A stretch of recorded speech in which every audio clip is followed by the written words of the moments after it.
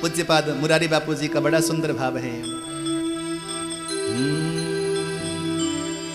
निकुंज में बिराजे घनश्याम राधे राधे, निकुंज में बिराजे घनश्याम राधे राधे, निकुंज में बिराजे घनश्याम राधे राधे, निकुंज में बिराजे घनश्याम राधे राधे, कुंज में बिराजे घनश्याम राधे राधे। सालेसर बालाजी के दर्शन की, हनुमान जी की, सभी घनश्याम राधे राधे, श्याम राधे राधे घनश्याम राधे राधे, श्याम राधे राधे घनश्याम राधे राधे, निकुंज में बिराजे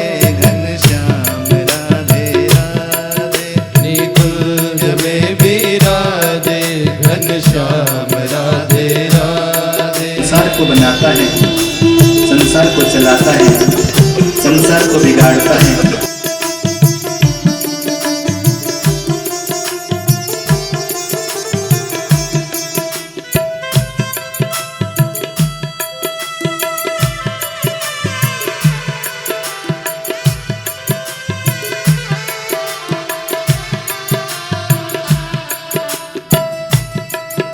जरा मीठी मीठी तालियों के साथ हाथों को खोलिए जरा।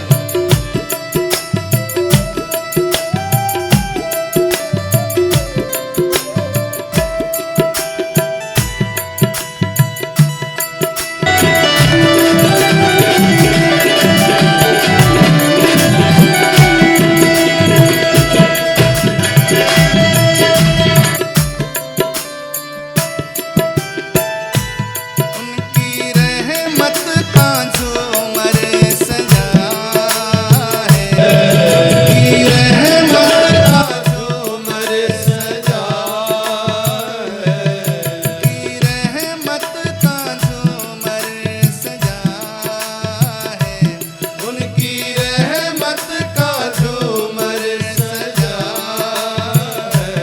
कमली वाले की महफिल सजी है, कमली वाले की महफिल सजी है, निकी वाले की महफिल सजी है, कमली वाले की राधे घनश्याम राधे राधे, श्याम राधे राधे घनश्याम राधे राधे, श्याम राधे राधे घनश्याम राधे राधे, कुंज में बिराजे घनश्याम राधे राधे, निकुंज में बिराजे घनश्याम राधे राधे।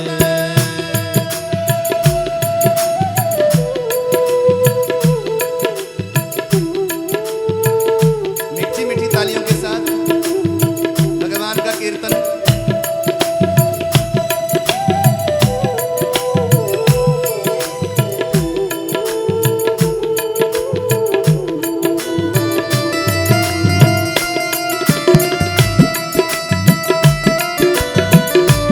श्याम राधे राधे,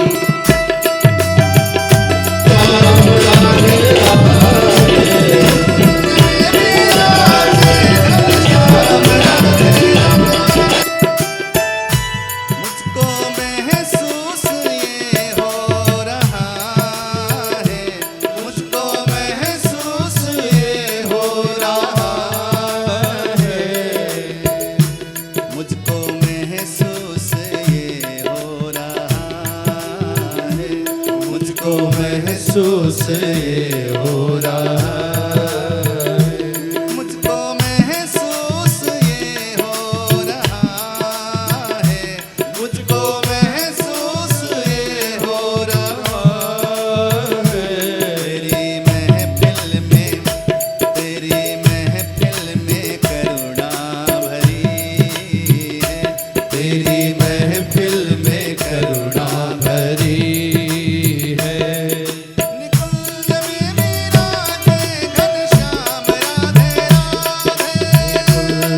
विराजे घनश्याम राधे राधे। कुंज में विराजे घनश्याम राधे राधे। कुंज में विराजे घनश्याम राधे राधे।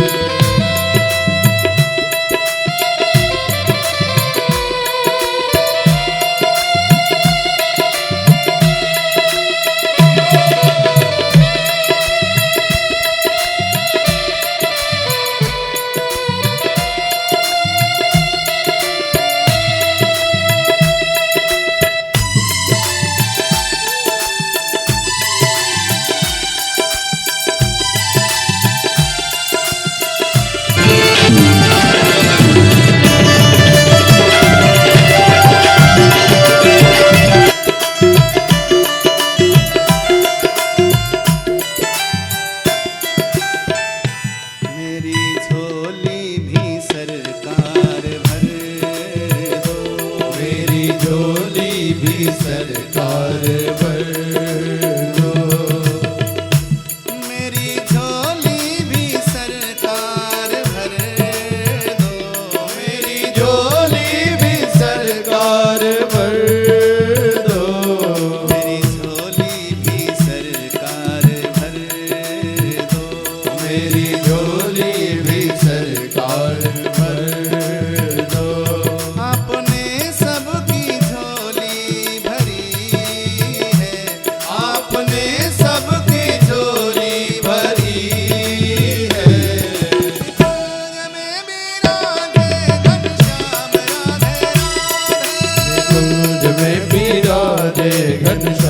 राधे राधे। कुंज में विराजे घनश्याम राधे राधे। कुंज में विराजे घनश्याम राधे राधे। कुंज में विराजे घनश्याम राधे राधे। श्याम राधे राधे घनश्याम राधे राधे।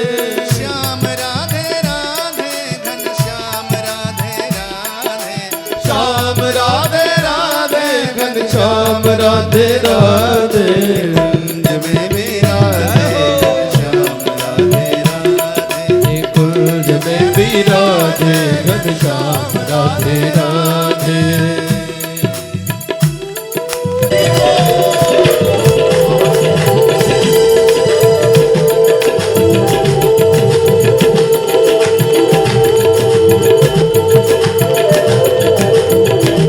देखिए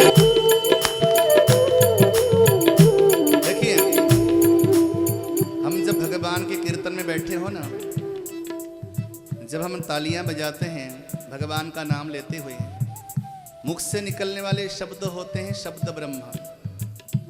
तालियां बजाते हैं, इसको नाद ब्रह्म कहते हैं। शब्द ब्रह्म और नाद ब्रह्म जब दोनों का समावेश होता है तो हृदय में पर ब्रह्म की जागृति होती है। इसलिए भाव के साथ दोनों हाथों को खोल के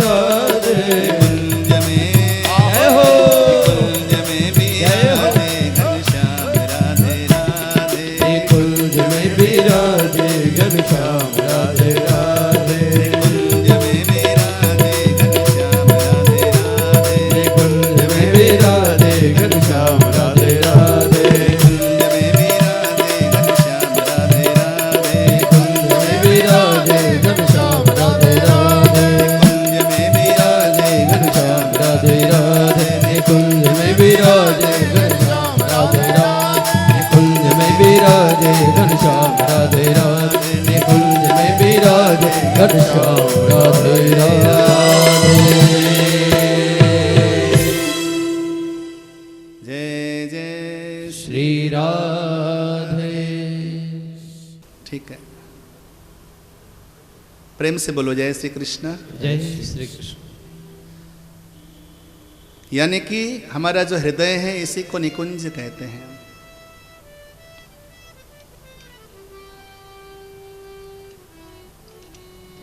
नारद जी शांति पाने के लिए भारत के अनेकों तीर्थों में घूमते रहे, लेकिन किसी भी तीर्थ में कहीं भी शांति नहीं मिली, क्योंकि शांति तो आपके मन के भीतर ही रहती है। शांति खोजने वाली चीज़ नहीं, शांति पैदा करने वाली चीज़ है। लेकिन हम गलती ये करते हैं कि शांति खोजते हैं बाहर। शांति हम स्वयं पैदा कर सकते हैं, प्रकट कर सकते हैं, मन को पावन स्वयं कर सकते हैं। विचार कीजिए कि नारद जैसा ऋषि अनेकों तीर्थों में गया, लेकिन कहीं उसे शांति नहीं मिली, तो अंतिम में वो घूम फिर कर वृंदावन में पहुंचे। वहां पर नारद जी को परम शांति मिली। अच्छा, एक बात कहें आपसे, हमारे मन को शांत करने का केवल हमारा आभ्यंतर माहौल अच्छा हो इसलिए नहीं, बल्कि बाहर का माहौल भी अच्छा होना चाहिए।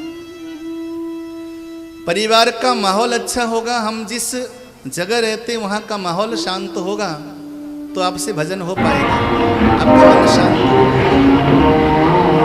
भगवान को धन्यवाद दीजिए कि आपको ये सारी चीज़ें भगवान ने दे रखी है, फिर भी अगर आपका मन शांत है तो उसके पीछे एक कारण है कि आपने सत्संग नहीं किया या महापुरुषों का संग नहीं किया। प्रेम से बोलो जय श्री कृष्ण। जय श्री कृष्ण। शांति हमने स्वयं पैदा करना होता है।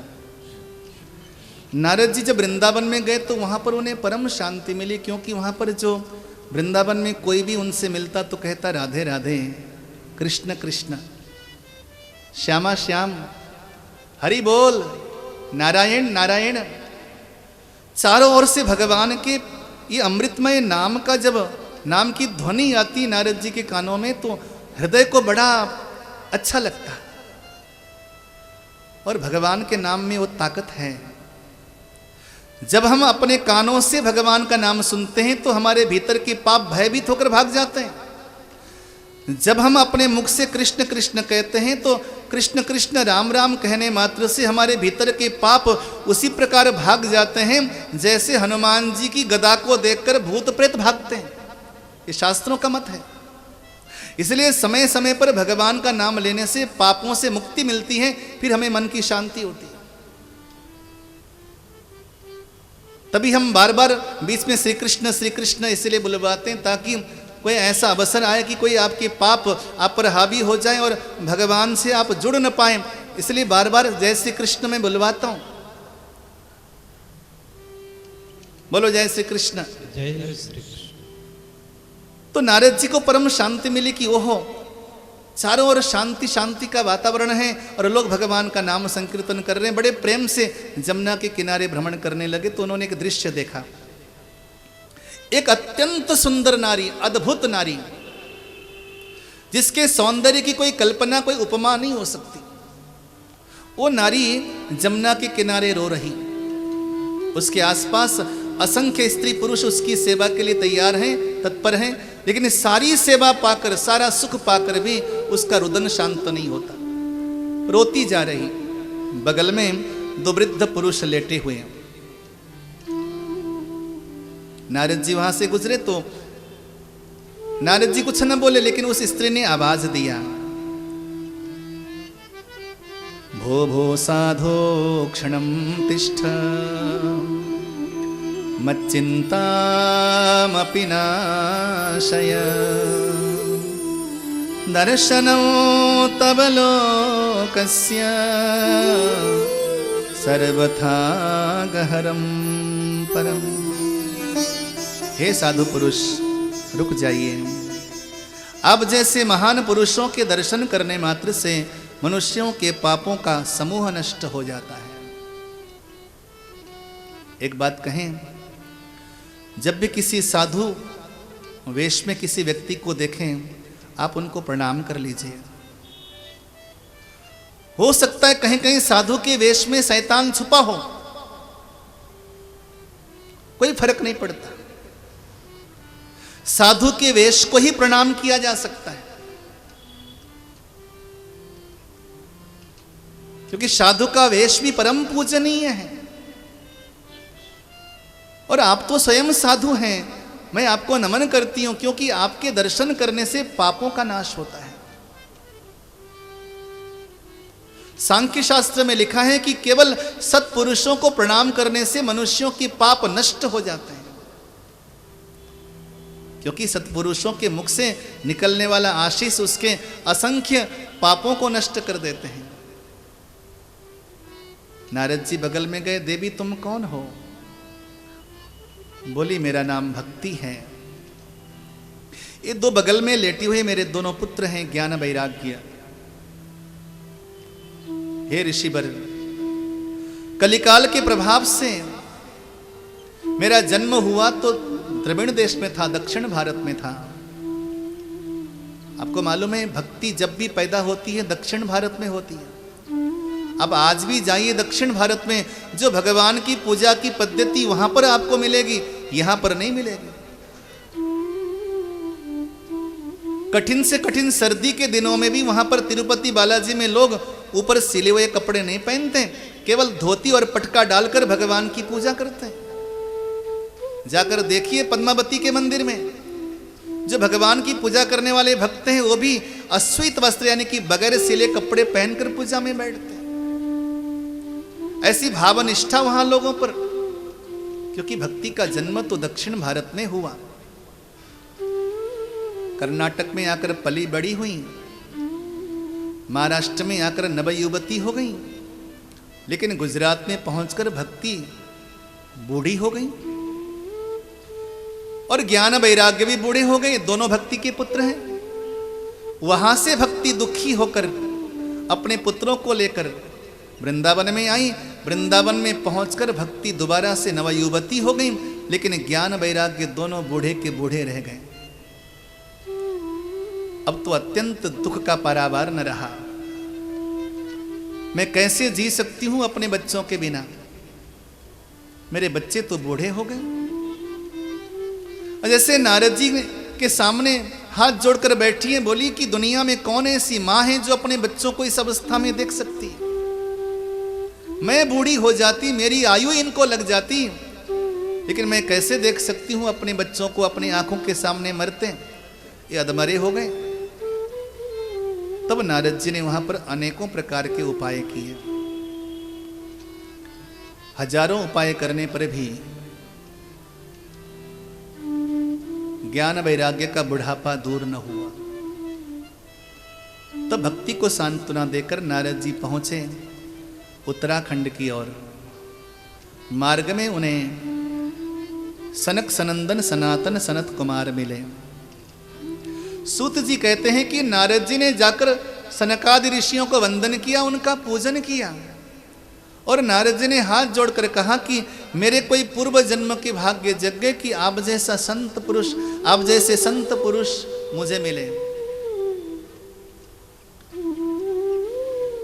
भाग्योदयेन बहुजन्म समर्जितेन सत्संगमं च लभते पुरुषो यदा वै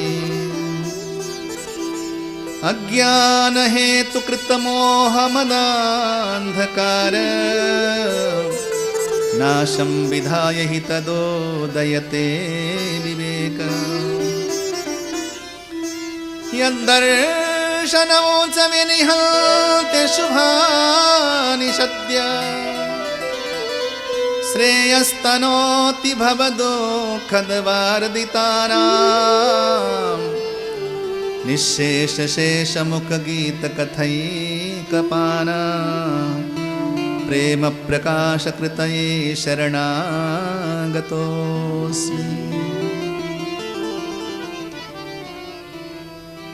अनेकों जन्मों के भाग्य जगने का परिणाम होता है कि आप जैसे महान संतों का संग प्राप्त हो जाता है।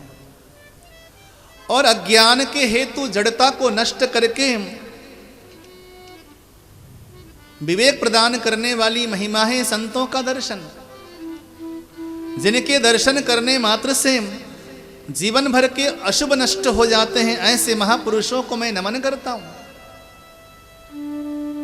नारद जी ने प्रणाम किया तो सनकादि ऋषियों ने पूछा कि नारद जी, आशीर्वाद है, लेकिन आपका चेहरा तो बड़ा उदास लग रहा है, कोई कमी है आपके जीवन में क्या? आप तो देवर्षि हो, और आप भी अगर उदास रहो तो दुनिया के लोगों का क्या होगा? देखो, महापुरुष कभी कभी अपने दुखों से कम दुखी होते हैं, लेकिन औरों के दुखों से दुखी होते हैं। बोलो जय श्री कृष्ण। जय श्री कृष्ण। जीवन में कभी यदि आप महापुरुषों को देखो, अपने लिए कभी दुखी नहीं होते, लेकिन औरों के लिए दुखी होते हैं। और औरों के लिए जो दुखी हो वास्तव में वही संत हैं, वही महापुरुष हैं। और अपने लिए तो पशु पक्षी भी जीते हैं, कीट पतंगे भी जीते हैं। मैं अपने लिए दुखी नहीं हूं, मैं दुखी हूं भक्ति ज्ञान वैराग्य के लिए। तीनों बहुत रो रहे हैं जमुना के किनारे, उनका दुख कैसे शांत होगा? ये कृपा कीजिए ऋषिवर। मैंने सारे उपाय कर डाले, वेद वेदांग का पाठ किया, बार बार गीता जी का पाठ किया, कुछ भी उद्यम करने का फल निष्फल ही रहा, कोई परिणाम न निकला। इसलिए हे ऋषिवर, मैं आप सभी से निवेदन करता हूं कि ज्ञान वैराग्य और भक्ति को सांत्वना दीजिए। तब वहां पर पूछा, क्या आपने ज्ञान वैराग्य भक्ति को भागवत सुनाया? तब नारद जी ने कहा, मैंने भागवत तो नहीं सुनाया। देखो, मैंने जो बात पहले कही थी, नारद जी भागवत के प्रमुख आचार्य हैं। आज से पहले भी नारद जी को भागवत का बोध है। और आपको बता दूं कि भागवत की जो तीसरी परंपरा है वो नारद जी है। भगवान नारायण ने ब्रह्मा जी को दिया और ब्रह्मा जी ने नारद जी को दिया, नारद जी ने वेदव्यास को दिया। नारद जी के द्वारा ही भागवत की गंगा बही है, लेकिन नारद जी स्वयं अपने भीतर के ज्ञान को भी वो जगत के लिए प्रयोग न कर सके, क्योंकि उनके पास गुरु नहीं है। एक बार दोनों बाजू उठा के बोलेंगे, जय जय श्री राधे। जय जय श्री राधे। ठीक से हाथ नहीं उठे पीछे, जय जय श्री राधे। जय जय श्री राधे। ये सूत्र नोट करके ले जाइए। नारद जैसा परमहंस, नारद जैसा ऋषि, उसके भीतर सारा ज्ञान है, लेकिन तब तक उसका ज्ञान प्रस्फुटित न हो सका जब तक गुरु का सानिध्य प्राप्त न हो सका। इसलिए आप कितने भी विवेकी हों, कितने भी आप ज्ञानी हों, लेकिन जब तक गुरु का सानिध्य प्राप्त नहीं होगा, गुरु कृपा नहीं होगी, भीतर का ज्ञान प्रस्फुटित नहीं होगा, प्रस्फुटित नहीं होगा। तब नारद जी वहां पर सनकादि ऋषियों की शरण में गिरे। अब सनकादि ऋषियों ने कहा कि ऐसा करो, भक्ति ज्ञान वैराग्य तीनों को आवाहन करो। गंगा जी के किनारे हरिद्वार के निकट आनंद नाम के कानन में वहां पर सभा बैठी। ऋषियों को खबर लगी कि यहां पर भगवान की कथा हो रही है, तो ऋषि जनों ने अपनी अपनी माला झोली को टांग दिया ऊपर, क्योंकि ऋषियों को मालूम है कि हम वर्षों तक माला जपते जपते भी हम प्रभु के उस आनंद को नहीं पा सकेंगे, जो आनंद केवल 7 दिन भगवान की कथा सुनकर हम प्राप्त कर सकेंगे। ऋषियों को मालूम है कि असंख्य तीर्थों में एड़ी चोटी का जोर लगाकर घूमने पर भी हमें वो प्रेम आनंद की प्राप्ति नहीं होगी, जो आनंद केवल 7 दिन भगवान की कथा सुन के हमें प्राप्त हो सकेगी। क्योंकि संतों का समागम होगा, सत्संग होगा, और घड़ी 2 घड़ी का सत्संग भी असंख्य पापों को नष्ट कर देता है। कि एक घड़ी आधी घड़ी आधी में पुनिया,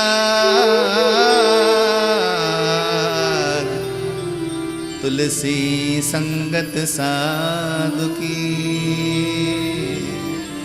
कटे कोटि अपरा कि तात मिले पुनि मात मिले पुनि भ्रात मिले जुबती सुखदाई राज मिले गजबाज मिले सब साज मिले मन वांछित पाई लोक मिले परलोक मिले विधि लोक मिले मैं कुंठ में जाई सुंदर और मिले सबही पर संत समागम दुर्लभ भाई।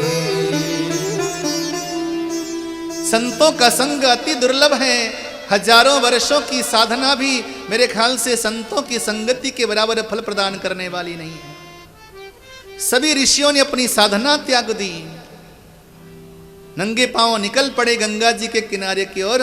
उन ऋषियों में भृगु नाम के ऋषि थे। वो हर किसी के घर घर में जाकर बोलते हैं, अरे भैया निकलो घर से, पंजाबी बाग में कथा हो रही है, जय हो।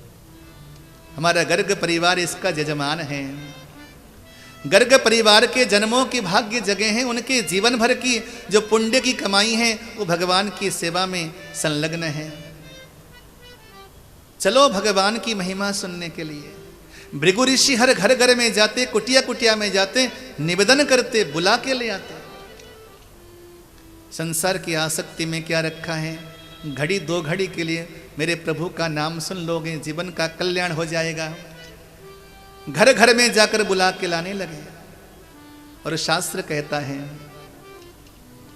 जो दूसरों को पाप कर्म की ओर लगाता है वो जितने पाप करता है उसका दशांश पाप उस व्यक्ति के जीवन में ट्रांसफर हो जाता है जो इंसान को पाप के लिए प्रवृत्त करता है। लेकिन जो पुण्य के लिए या परमार्थ के लिए प्रवृत्त करता है वो जितने पुण्य करता है उसके जीवन भर के दशांश पुण्य उस व्यक्ति के जीवन में ट्रांसफर हो जाते हैं, जो व्यक्ति उनको पुण्य के लिए संयुक्त करता है, संलग्न करता है।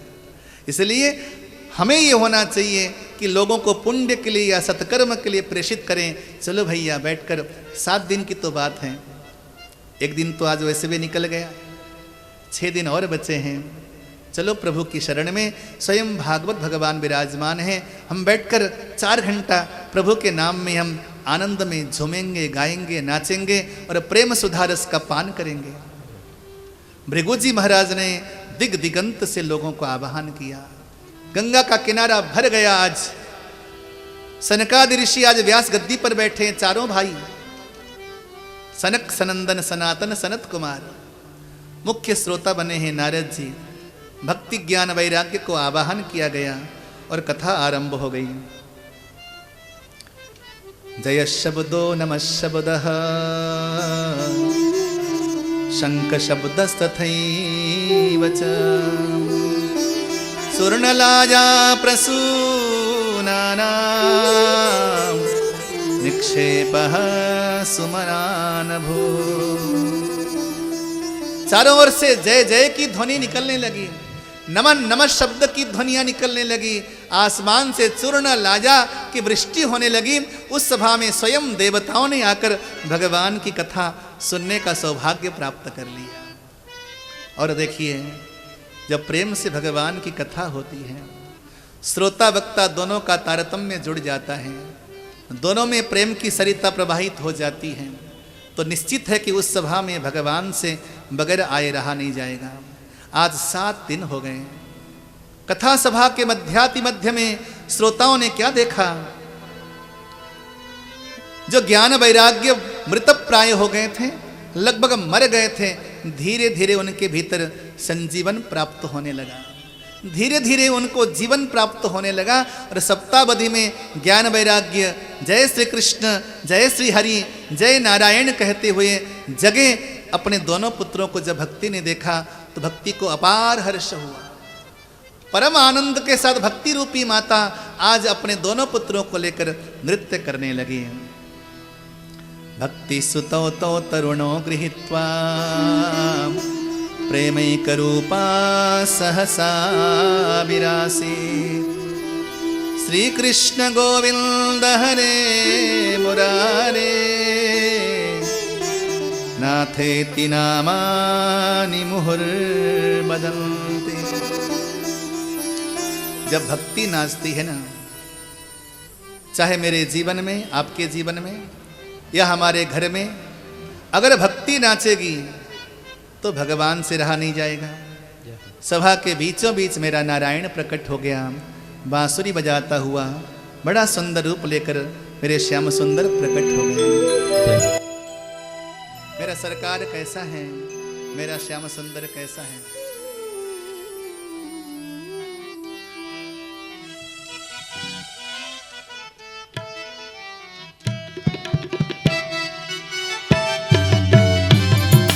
जय हो।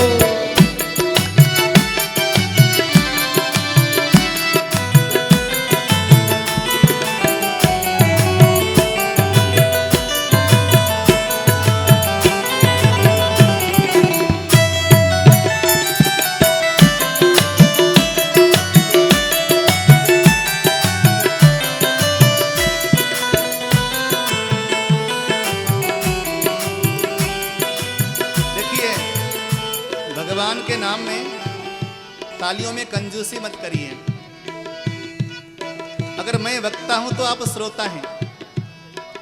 भगवान के दरबार में कोई मेहमान नहीं होता, यहाँ केवल भक्त और भगवान होता है। आप भक्त हैं, मेरा भगवान सामने बैठा है, केवल हम दोनों का भगवान के और आपके बीच में रिश्ता है। दोनों हाथों को खोलिए तालियों के साथ।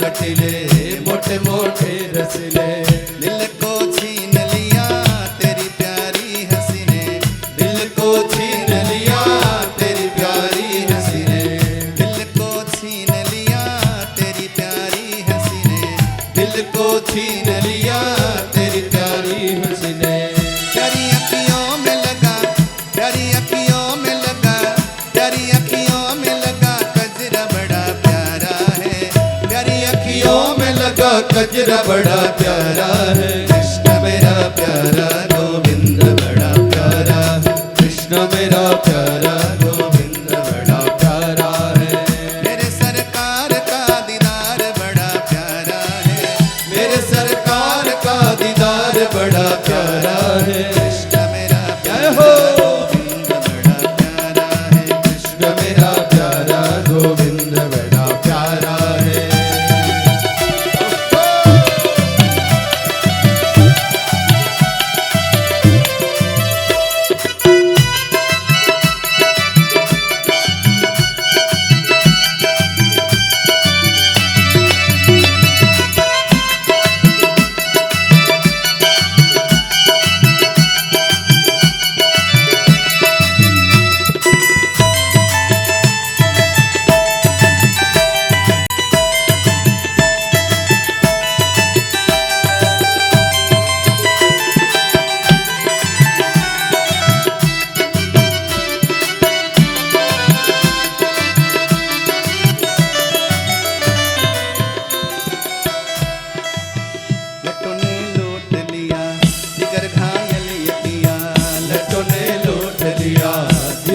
घायल किया, लट्ठों ने लूट लिया जिगर घायल ये किया, लट्टों ने लूट लिया जिगर घायल किया।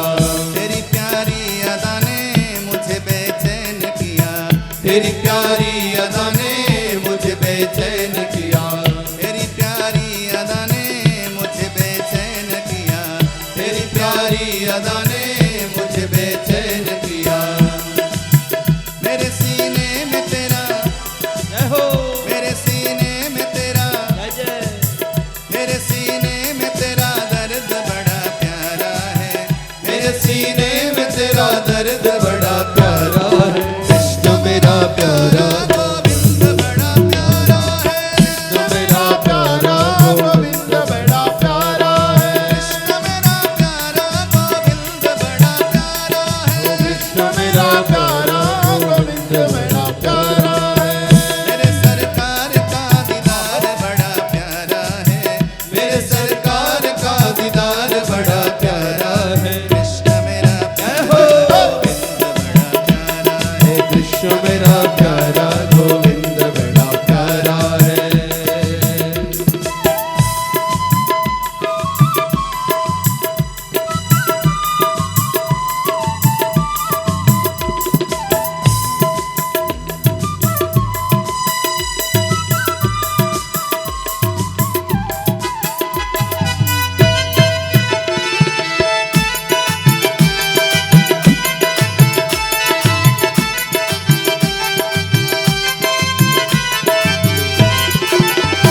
जय हो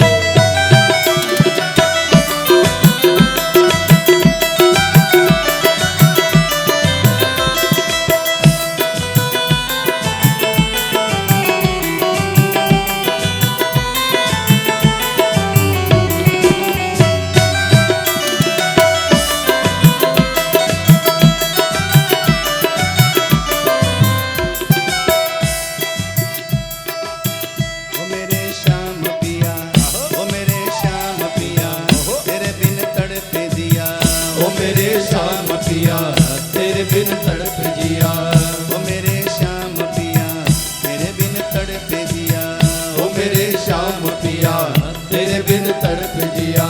प्रेम तुमसे ही किया तुमने क्या जादू किया, प्रेम तुमसे ही किया तुमने क्या जादू किया, प्रेम तुमसे ही किया तुमने क्या जादू किया, प्रेम तुमसे ही किया तुमने क्या जादू किया।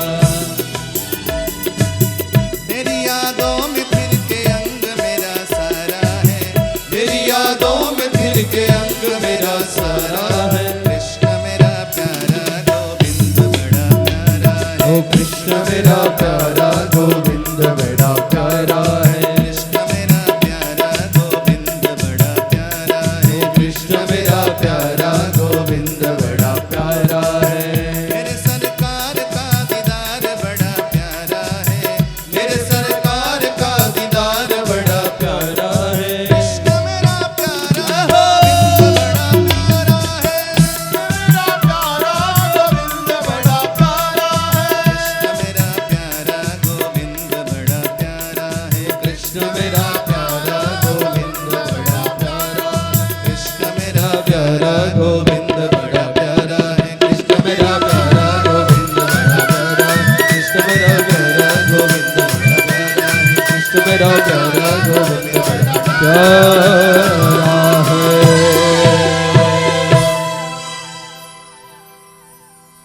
मेरे सरकार का दीदार बड़ा प्यारा है, कृष्ण मेरा प्यारा गोविंद बड़ा प्यारा है, कृष्ण मेरा प्यारा गोविंद बड़ा प्यारा है। भक्ति भगवान को देखकर नृत्य करने लगी, भगवान प्रकट होकर बांसुरी बजाने लगे। जब भगवान प्रकट हो गए तो चारों ओर आनंद महोत्सव होने लगा। नारद जी गदगद हृदय से सनकादि ऋषियों को धन्यवाद देने लगे। कि आपकी कृपा से मेरा संकल्प सिद्ध हुआ। अब कृपा करके ये बताइए कि भागवत जी को सुनकर ज्ञान वैराग्य का बुढ़ापा तो दूर हो गया, लेकिन क्या इसको सुनने के बाद संसार के पापी से पापी प्राणी का भी उद्धार हो सकता है? बोले हाँ, हो सकता है। पाप करने वालों में पाप का इतना सामर्थ्य नहीं, पाप करने वालों में पाप करने का इतना सामर्थ्य नहीं जितना सामर्थ्य केवल एक बार भगवान का नाम लेने मात्र से असंख्य पापों को जलाने का सामर्थ्य परमात्मा का नाम है। हे नारद जी, जरा कहिए तो सही, संसार में पाप न करने वाला कौन प्राणी है? चलते फिरते उठते बैठते ये मनुष्य निरंतर पाप में ही तो रमा हुआ है। हमारे गुरुदेव महाराज कहा करते थे कि पुण्य करने के लिए जोर लगाना पड़ता है, लेकिन पाप तो हमारे द्वारा अपने आप हो जाते हैं। बोलो जय श्री कृष्ण। जय श्री कृष्ण। भाव के साथ बोलिए जय श्री कृष्ण। जय श्री कृष्ण। पुण्य करने के लिए ताकत लगाना पड़ता है, पाप करने के लिए कुछ लगाने की आवश्यकता ही नहीं, स्वयमेव हो जाते हैं पाप। पुण्य के लिए मन को एकाग्र करो, बुद्धि को एकाग्र करो, विवेक लगाओ, तन को समझाओ, साधना करो, तब जाकर पुण्यों का संग्रह होता है। और पाप हर पग पग में हो जाता है, कोई गणना नहीं, कोई अंत नहीं पापों का। लेकिन भगवान के नाम में ऐसी ताकत है।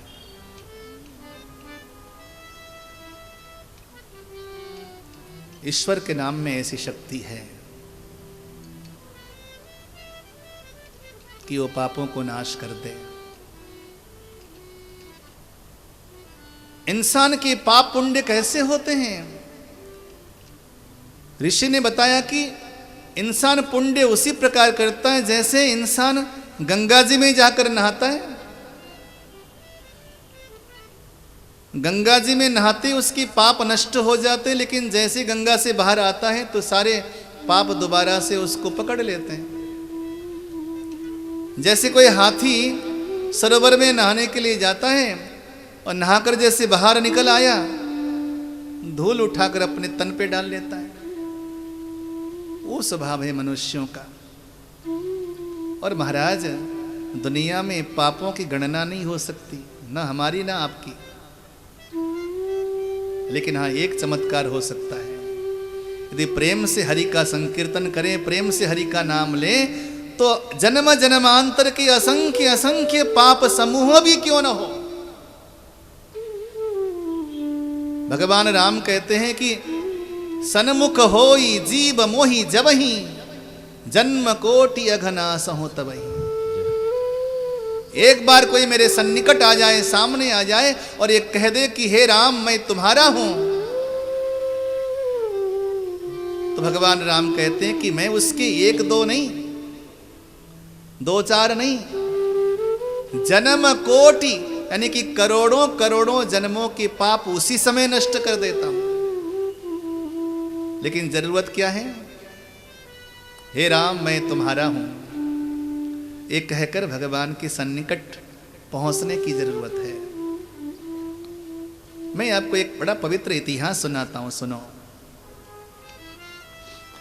आत्मदेव नाम का एक ब्राह्मण था। ये आत्मदेव बड़ा पवित्र ब्राह्मण था।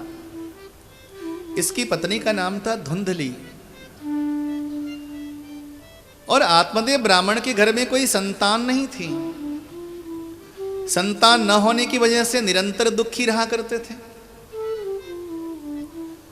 जब आपके जीवन में या हमारे जीवन में कोई छोटे मोटे दुख हो ना, दुख ही वहम का घर है। जब परेशानियां आती हैं तो नए नए भ्रम हमारे मन में उत्पन्न हो जाते हैं। संतान क्यों नहीं है, लोगों से पूछा तो लोगों ने कहा क्योंकि तुम्हारे पितर नाराज हैं, तुम्हारे पितरों को जल प्राप्त नहीं हो रहा, और तुम्हारे पितर नाराज हैं तो तुम्हारे घर में संतान नहीं है, और संतान न होने का परिणाम है कि तुम्हें कोई पुण्य फलता ही नहीं। अब क्या करूं संतान प्राप्त करने के लिए? हजारों उपाय कर डाले लेकिन कोई उपाय साध्य न हुआ। एक दिन आत्मदेव ब्राह्मण ने निश्चय किया, वन में एक तपस्वी ऋषि रहते हैं, एक बार उनसे जाकर मांग लेता हूं। ऋषियों का आशीर्वाद फलता है। बोलो जय श्री कृष्ण, जय श्री कृष्ण, जय श्री राधे, जय श्री राधे। आज का दूसरा सूत्र ध्यान से नोट करके ले जाइए। जब भी मौका मिले जीवन में लोगों से, गुरुजनों से आशीर्वाद लेने में किसी प्रकार की कमी न रखिए। शर्म मत करिए बड़े लोगों का चरण स्पर्श करने में। तुम एक बार झुकोगे तो न जाने कितने बहुमूल्य मणियां उठाकर लेकर उठोगे। जब हम किसी के सामने झुकते हैं, कोई अगर हमें आशीर्वाद देता है तो केवल मुख से नहीं बोलता, कह देता है बेटा तू जीता रहा। इतना कहते ही अपने हिस्से की आयु उस बच्चे के भाग्य में ट्रांसफर कर देता है जो आशीर्वाद देता है। आशीर्वाद लेना कोई मामूली खेल नहीं है, बस जरूरत एक बार तरीके से झुकने की। और संत महापुरुष तो न जाने क्या से क्या लुटा देते हैं। संत के पास जाकर आत्मदेव ब्राह्मण रोने लगे तो संत ने कहा कि देखो ब्राह्मण, मैंने देखा है कि तुम्हारे भाग्य में 7 जन्मों तक कोई संतान नहीं है। कितने जन्मों तक? 7 जन्मों तक कोई बच्चा नहीं है। अब तो ब्राह्मण और रोने लगा। लेकिन संत महापुरुषों में एक खासियत है, भगवान तुम्हारे और हमारे कर्मों के पन्नों को पलट पलट के उसका फल देता है, लेकिन संत अपने भाग्य का फल प्रणाम करने वाले अपने भक्तों को प्रदान कर देते हैं। इतना अंतर है। संत कोई आशीर्वाद देता है तो भगवान से लेकर नहीं देता। संतों को भगवान ने ये कह रखा है कि तुम्हें जो देना हो अपनी मर्जी से दे दो, क्योंकि हे महानुभव तुम्हारे पुण्य का खजाना इतना है कि अगर मैं भी लुटाऊं तो भी मैं लुटा नहीं पाऊंगा। भगवान ने अपने खजाने की चाबी संतों को पकड़ा रखी है, महान पुरुषों को पकड़ा रखी है। भगवान से जो कार्य नहीं सदता वो कार्य संतों से सदता है। पूरे शास्त्र प्रमाणित है।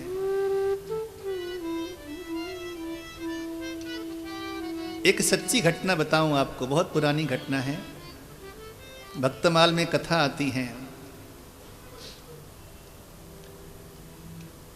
एक गरीब दास नाम के भक्त थे, उनके पास नारद जी सत्संग करने के लिए जाया करते थे। बरसों हो गए, लेकिन सत्संग करते करते नारद जी के मन में आया कि ये इतने भक्त हैं लेकिन भगवान ने इनको कोई बच्चा नहीं दिया। तो पूछा कि आपको बच्चे क्यों नहीं हो रहे हैं? तो गरीबदास ने कहा कि अब मैं तो भगवान का शरणागत हूँ, भगवान जो दे प्रसादी में लूँगा और नहीं देगा तो नहीं देगा, क्या प्रॉब्लम है? तो नारद जी बोले नहीं, मैं भगवान से पूछूंगा कि आपको बच्चे क्यों नहीं हैं, और होंगे तो कब होंगे? क्योंकि नारद जी का भगवान से सीधे कनेक्शन। नारद जी सीधे भगवान के पास गए, प्रणाम करके पूछा कि मैं जाता हूँ एक जगह सत्संग करने के लिए, तो उनके पास कोई बच्चे नहीं हैं, क्या उनको कोई बच्चा होगा?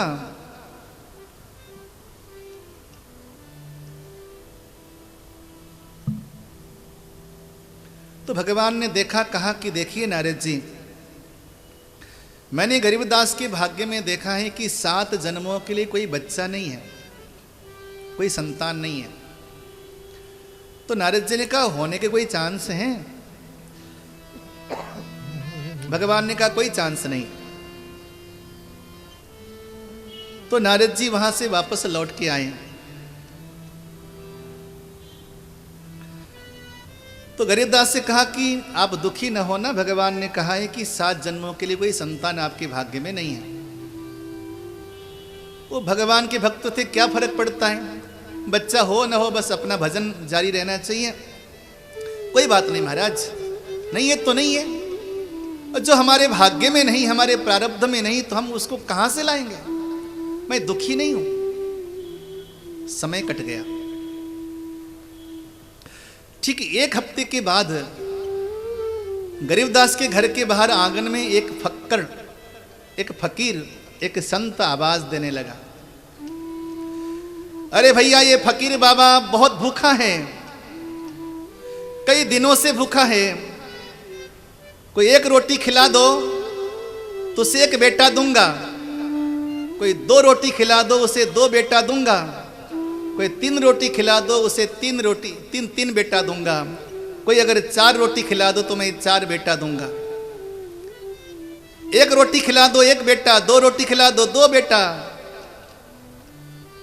अब गरीबदास ने सुना तो अपनी श्रीमती से कहा, देखो लगता है कोई फकीर है, बाहर आवाज दे रहा है और कह रहा है कि 1 रोटी खिला दो 1 बेटा दूंगा, और बेटा तो हमें होना नहीं, लेकिन फिर भी साधु महात्मा की सेवा तो करनी चाहिए, जाओ बुला लो, उनको रोटी खिला देते हैं। अब फकीर को बुलाया, फकीर को बड़े प्रेम से बिठाया, और बिठाकर जब रोटी खिलाने का समय आया महाराज, फकीर कई दिनों का भूखा था, वो खाते खाते 7 रोटियां खा गया। बोलो जय श्री कृष्ण। जय श्री कृष्ण। 7 रोटियां खा गया और आशीर्वाद देकर गया डकार लेते हुए कि हे बाबा जाओ, मैं तुम्हें ये आशीर्वाद देता हूं कि तुम्हारे घर में 7 बेटा होगा, 7 बेटे होंगे। तो संत ने कहा लगता है पागल भी हैं, कई दिनों से भूखे हैं तो रोटी खा गए, अब झूठ बोल के चले गए महात्मा। लेकिन कोई बात नहीं, हमने सच्चे मन से सेवा की है। तो फकीर महात्मा चले गए महाराज। लेकिन जैसे फकीर महात्मा गए, समय धीरे धीरे निकला। 1 साल होना क्या था, गरीबदास के घर में एक बड़ा सुंदर सा बालक आ गया। दूसरे वर्ष दूसरा बालक, तीसरे वर्ष तीसरा बालक, चौथे वर्ष चौथा बालक, और 7 रोटियां खा गए थे। तो प्रति वर्ष 1 बच्चा उनके घर में हुआ। अब कई वर्षों के बाद नारद जी आए सत्संग करने के लिए, क्योंकि काफी वर्ष हो गए गरीबदास के पास हम गए नहीं, इस बार चलते हैं। तो जैसे नारद जी कुटिया में पहुंचे तो देखा कि वहां पर तो 5-7 बच्चे चिल्लाए रहे हैं, रो रहे हैं। तो नारद जी को लगा इनको खुद को तो होना नहीं है, लगता है कि बेचारे दुखी होकर गांव के बच्चों को इन्होंने इकट्ठा कर लिया है। तो जाकर पूछा कि क्यों महाराज आजकल ये अनाथ आश्रम खोल लिया है क्या। तो गरीबदास ने हाथ जोड़कर कहा महाराज अनाथ आश्रम नहीं है, ये तो भगवान की कृपा से हमें हो गए, 7 हो गए। नारद जी बोले कैसे हो सकता है, भगवान ने कहा नहीं होगा, और 1 नहीं 7 जन्मों के लिए नहीं होगा, तो इसी जन्म में 7 कैसे हो सकते हैं। आज नारद जी का मन सत्संग करने का न हुआ। आज नारद जी का मन है 2-2 हाथ करने का भगवान से। इतना बड़ा झूठा मेरा भगवान। मैं जाकर पूछूंगा वैकुंठ नाथ से कि इतने झूठ क्यों बोलते हो। भगवान को प्रणाम किया, जाकर कहा नारद ने मैंने आप जैसा झूठा जीवन में कभी दूसरे को नहीं देखा। भगवान ने कहा क्या हुआ नारद जी। नारद जी बोले आपने कहा था गरीबदास को 7 जन्मों तक के लिए कोई बच्चा नहीं होगा, कोई बालक नहीं होगा, और यहां तो इसी जन्म में 7 हो गए। तब भगवान ने कहा नारद जी वो मैंने नहीं दिया, गरीबदास के भाग्य में 7 जन्मों तक संतान नहीं है, यह भी सच है। और जिसके कर्मों में जिसके प्रारब्ध में न हो उसे मैं दे भी नहीं सकता। लेकिन आज जो एक फकीर के शरण में, एक संत के शरण में गिरे हैं और संत ने आशीर्वाद दिया है कि 7 होंगे। आज अगर गरीबदास को 7 हो गए, वो गरीबदास के पुण्य का फल नहीं था, वो संत के पुण्य का फल था, जो कि आशीर्वाद के रूप में उसके भाग्य में ट्रांसफर हो गया। बोलो जय श्री कृष्ण। जय श्री कृष्ण। जब आपकी कमाई आप मुझे दे सकते हैं, मैं अपनी कमाई आपको दे सकता हूं, जब बाहर की कमाई हम आपस में बांट सकते हैं, बोलो जरा, क्या भीतर की कमाई हम बांट नहीं सकते? भीतर की कमाई भी बांट सकते हैं। जब हम बाहर की दौलत का बंटवारा कर सकते हैं, तो भीतर की दौलत का भी बंटवारा कर सकते हैं। अगर भीतर की दौलत के मालिक बनने हैं तो एक काम करना होगा, जैसे कोई गुरुजन दिखे, जैसे कोई महापुरुष दिखे, उनके चरणों में अपना शीश रखकर प्रणाम करना न भूलो, क्योंकि ये आपकी सबसे बड़ी चूक होगी, ये आपकी सबसे बड़ी गलती होगी कि आप संत महापुरुष या माता पिता गुरुजनों का आशीष न लो। आज आत्मदेव ब्राह्मण के भाग्य में 7 जन्मों के लिए संतान नहीं है, भागवत जी में लिखा है महात्म्य में, लेकिन इसी जन्म में आज संत ने कहा ये फल ले जाकर अपनी पत्नी को खिलाना, देखना ब्राह्मण तुम्हारी पत्नी को बेटा होगा। भाग्य में नहीं है, प्रारब्ध में नहीं है, कर्मों में नहीं है, लेकिन होगा, क्योंकि आशीर्वाद है। इतनी महिमा आशीर्वाद की।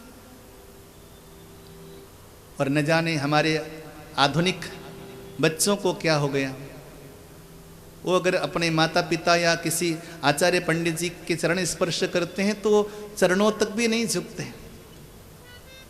वो घुटनों तक झुक जाते हैं।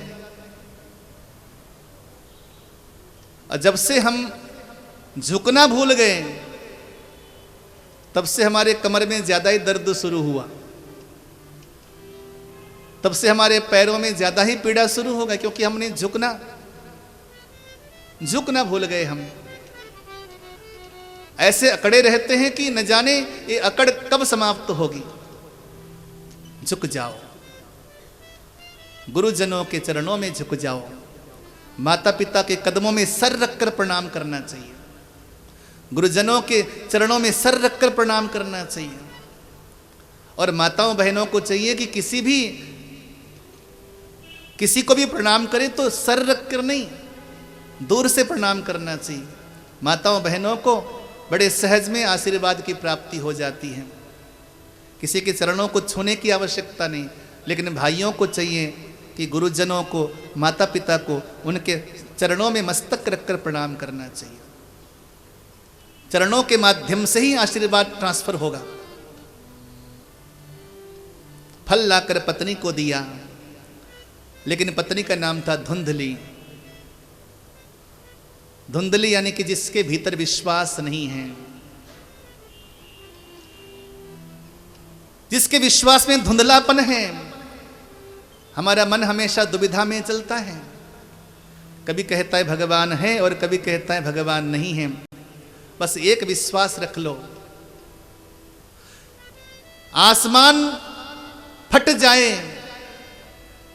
धरती के टुकड़े टुकड़े हो जाएं, दुनिया में सारी प्रकृति विपरीत हो जाए, लेकिन हमारे भीतर का विश्वास कभी टूटने न पावे, ये भरोसा अपने भीतर बना के रखो। भगवान है, सारी दुनिया को बनाने वाला ईश्वर है, ये विश्वास अगर बना के रखोगे तो भगवान की कृपा जल्दी होगी। कई लोग कहते हैं कि न जाने महाराज इतनी पूजा करते हैं, इतने पाठ करते हैं, फल क्यों नहीं मिलता? उसका एक ही कारण, तुम्हारा विश्वास डगमगाता है। भगवान देने के लिए वैकुंठ से चले आते हैं ना, मार्ग में जैसे भगवान पहुंचते हैं तो तुम्हारा विश्वास तब तक टूट चुका होता है। तब भगवान कहते हैं कि चलो छोड़ो, क्योंकि ये तो विश्वास रहित व्यक्ति है, अपने विश्वास को मरने मत देना। धुंधली ने आज उस फल को खाया नहीं, ले जाकर गौ माता को खिला दिया। अपनी बहन से साठगांठ कर ली कि जब तेरा बेटा होगा तो मुझे चुपके से देना, मैं ब्राह्मण की आंखों में धूल झोंकूंगी, मेरा ही बेटा बनाऊंगी तेरे बेटे को। समय आया महाराज, जब भगवान की कृपा होती है तो भगवान छप्पर फाड़ कर देता है, ऐसा हम सभी सुनते हैं। वास्तव में भगवान छप्पर फाड़ कर ही देता है। जिस ब्राह्मण के भाग्य में कोई संतान नहीं थी, आज उस ब्राह्मण के भाग्य में गौ माता के गर्भ से भी मनुष्य का बालक जन्म लेता है। बोलो जय श्री कृष्ण। जय श्री कृष्ण। और ये विज्ञान हमारे देश में आने वाला है, याद रखना।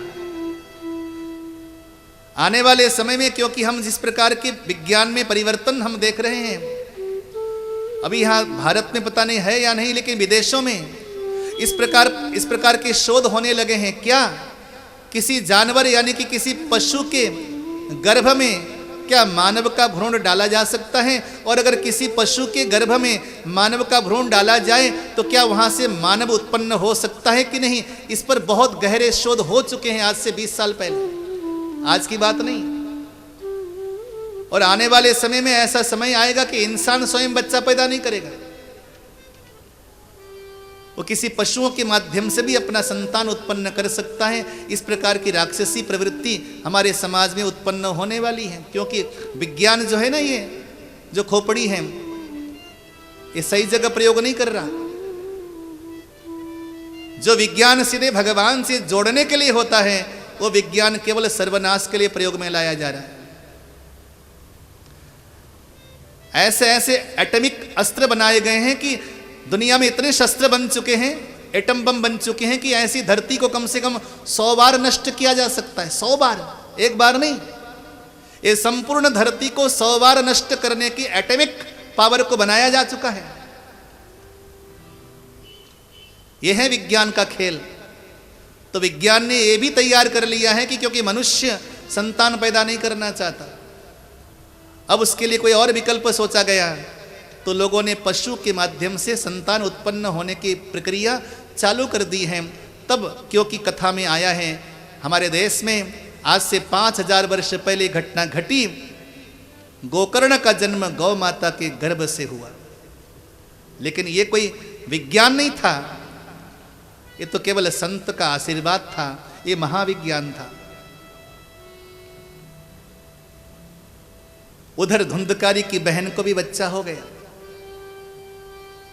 चुपके से लेकर आई, बोली कि ये बच्चा मेरा है। उसका नाम रखा गया धुंधकारी। गौ माता के गर्भ से जो बच्चा निकला था, उसका नाम रखा गया गोकर्ण। उस बच्चे के कान गौ माता के जैसे थे, लेकिन संत का आशीर्वाद था, व्यर्थ नहीं जाता। बहुत संत स्वभाव का बना गोकर्ण, लेकिन धुंधकारी महान कपटी और खल बन गया। इतनी धूर्तता कि छोटे छोटे बच्चों को नदी के पास ले जाता, नदियों में धकेल देता। दिन रात लड़ने का काम था धुंधकारी का। सुनो, संस्कार केवल पैदा होने के बाद नहीं, संस्कार माता के गर्भ में ही प्रवेश करते हैं। बोलो जय श्री कृष्ण। जय श्री कृष्ण। हमारे सनातन धर्म की ऐसी मान्यता है कि संस्कार माता पिता के शरीर से ट्रांसफर होते हैं। इसलिए पुत्र का नाम है आत्मज, यानी कि पुत्र के रूप में कोई और जन्म नहीं लेता, तू स्वयं पुत्र के रूप में जन्म लेता है। अगर तू चाहता है कि तेरे घर में श्रेष्ठ संतान हो, तो सुन, पहले आचरण कर कि तू श्रेष्ठ बन जा। अभी 3 महीने पहले की बात है, मेरे मोबाइल में किसी ने एक बड़ा सुंदर क्लिप डाला, न जाने आपके पास आया हो ना आया हो, व्हाट्सएप में। गुजरात की घटना, जैन परिवार की एक महिला जिसकी 2 लड़कियां, बड़ी लड़की 7 वर्ष की, छोटी लड़की केवल 3 वर्ष की। दोनों लड़कियों को, बड़ी लड़की को पूरी गीता जी कंठस्थ है, छोटी लड़की को गीता जी का 12 अध्याय तक कंठस्थ। 3 साल की लड़की, थोड़ा ध्यान से सुनना, 3 साल का बच्चा, हमारा और आपका बच्चा ठीक से बोलना भी नहीं जानता, उसे गीता जी के 12 अध्याय तक के सारे श्लोक कंठस्थ। वो जैन है, तो जैनियों में एक स्तोत्र आता है भक्तांबर, भक्तांबर नाम का एक पाठ आता है, बड़ी लड़की को पूरा कंठस्थ। वो इतना कठिन है कि सामान्य पंडित भी उसको ठीक से पढ़ नहीं सकता, अलग प्रकार का छंद है, बड़ी लड़की को कंठस्थ। दोनों बच्चियां स्कूल में फर्स्ट आती हैं।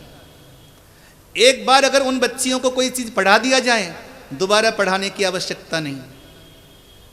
सैकड़ों लोग के समाज में वो जो माता थी, जो उन दोनों बच्चियों की माँ थी, उनसे पूछा गया कि आपकी दोनों लड़कियां इस प्रकार के तीव्र बुद्धि को लेकर कैसे पैदा हुई।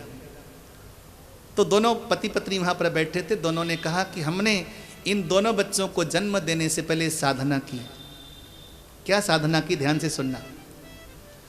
हम दोनों ने 1 वर्ष तक ब्रह्मचर्य का पालन किया। ब्रह्मचर्य यानी कि हम दोनों ने किसी प्रकार का रिलेशन नहीं रखा 1 साल तक के लिए, और संपूर्ण 1 वर्ष तक लगातार हम दोनों ने ओम नमो भगवते वासुदेवाय ये 12 अक्षर का मंत्र का 12 लाख जाप किया दोनों ने। और जाप करने के बाद दोनों बैठकर गीता जी का पाठ करते और डेली भगवान को 108 आहुति डालते। डेली का ये नियम था उनका, क्योंकि हमने अच्छे संतान को ही पेट में बुलाना था। 1 साल तक ऐसा नियम पालन करने के बाद हमने फिर बड़ी लड़की को अपने गर्भ में बुलाया। मैंने बुलाया इसलिए कह रहा हूं क्योंकि हम आत्मा को अपने पेट में बुलाते ही हैं। गर्भधारण का मूल्य स्रोत यह है कि हम आसपास बहने वाली जो दैवी और आसुरी जो शक्तियां हैं उसको ही अपने भीतर बुलाते हैं। हमारे आसपास ही दैवी सत्ता बहती है और हमारे आसपास ही आसुरी सत्ता बहती है। ये आप पर है कि अपने भीतर किसको बुला रहे हो। जब इंसान प्रेम में लबालब भरा रहता है उसके भीतर दैवी सत्ता प्रवेश करती है। जब इंसान क्रोध में भरा रहता है उसके भीतर ऑटोमेटिक आसुरी सत्ता प्रवेश करती है। जानना और समझना हो तो उस समय समझना जब इंसान को बहुत क्रोध आता है, जैसे गुस्सा आवे किसी को। आजकल हर किसी के पास मोबाइल है, फटाफट फ़ोटो खींच लेना, टैली कर लेना उसका एक नॉर्मल फ़ोटो और जिस समय उसको गुस्सा आता है उस समय की फ़ोटो, दोनों में ज़मीन आसमान का फ़र्क मिलेगा। क्योंकि जब इंसान क्रोध करता है उस समय इंसान के भीतर शैतान प्रवेश करता है, लेकिन जब इंसान प्रेम में और प्रसन्नता में रहता है उस समय उसके भीतर देवता यानी कि भगवान प्रवेश करते हैं। उसी प्रकार गर्भ में बुलाने का तरीका भी है कि यदि तुम्हारा जीवन सादगी पूर्ण है तो तुम्हारे गर्भ में देवता आएगा। वही हुआ। उस बहन ने कहा कि हमने उसी प्रकार इन दोनों को बुलाया और आज आपके सामने प्रत्यक्ष प्रमाण है। इन दोनों को गीता जी कंठस्थ हैं। दोनों आज भी बैठकर कई घंटे बैठकर माला जाप करती हैं। 3 साल की लड़की। मैं सुनकर हैरान हो गया कि संस्कार तो बच्चों को गर्भ में ही दिया जाता है और बच्चों को बुलाने से पहले हमारी पूरी तैयारी होनी चाहिए। उसी का नाम था हमारे देश में गर्भाधान संस्कार।